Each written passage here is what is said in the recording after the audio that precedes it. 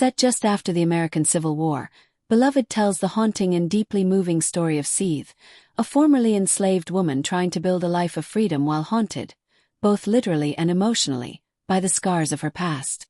Sethe lives with her teenage daughter Denver in a house on 124 Bluestone Road, a place shunned by neighbors and filled with a violent, angry spirit.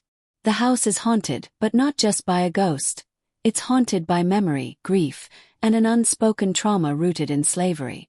Years earlier, Sethe escaped from a Kentucky plantation called Sweet Home, where she had been enslaved with her husband Hallie and other men who treated her with rare decency in a cruel world. Her escape was perilous. She was pregnant and alone, and nearly died crossing the Ohio River to reach freedom. Yet she made it to Cincinnati, where her mother-in-law Baby Suggs had settled. But only a few weeks later, slave catchers came for her under the Fugitive Slave Act. Faced with the terror of her children being taken back into slavery, Sethe committed an unthinkable act. She killed her infant daughter to spare her from a life of bondage. This act, desperate, horrifying, and heartbreaking, sits at the center of the novel's emotional power. The dead baby was buried with a tombstone that simply reads, "Beloved," and years later, a mysterious young woman appears at Sethe's doorstep, calling herself by that very name. She's strange, otherworldly, and obsessed with Sethe.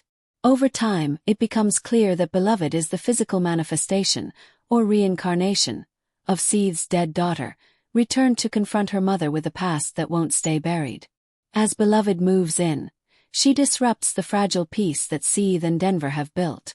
Sethe becomes consumed by guilt and a desperate need to explain, to justify, to love the daughter she lost and now has again.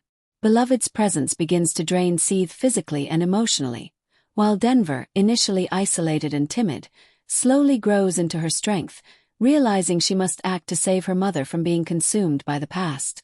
Meanwhile, Paul D., one of the men from Sweet Home, arrives and tries to build a future with Sethe. He carries his own trauma from slavery, memories of chains, forced labor, and the inhumanity he endured, but he offers Sethe a chance at healing and companionship. His relationship with her is tested by Beloved's arrival, and by the secrets that Sethe has never told anyone. Throughout the novel, Morrison weaves together timelines and voices, blurring past and present, life and death, memory and reality. Stories unfold in fragments, memories of Sweet Home, Baby Suggs' sermons of self-love, and the brutal systems that broke bodies and stole children. The characters are haunted not just by ghosts, but by what slavery made them do, and what it cost them to survive.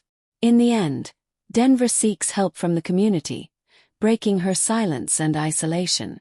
The women of the town come together to exorcise the spirit, to drive Beloved away through collective prayer and strength. Beloved disappears, perhaps banished, perhaps set free, and Sethe collapses, near death but finally released from the full weight of her past. Paul D. returns, and in the final pages, he holds her gently and reminds her that she is still her own person, still worthy of love. Beloved is not just a ghost story. It is a story about memory, motherhood, trauma, and healing. It confronts the horrors of slavery not as distant history but as a living force that echoes through generations. In the end, Morrison does not offer neat answers, only a powerful recognition that remembering is painful, but forgetting is a form of death. As the novel says, this is not a story to pass on, and yet it must be told.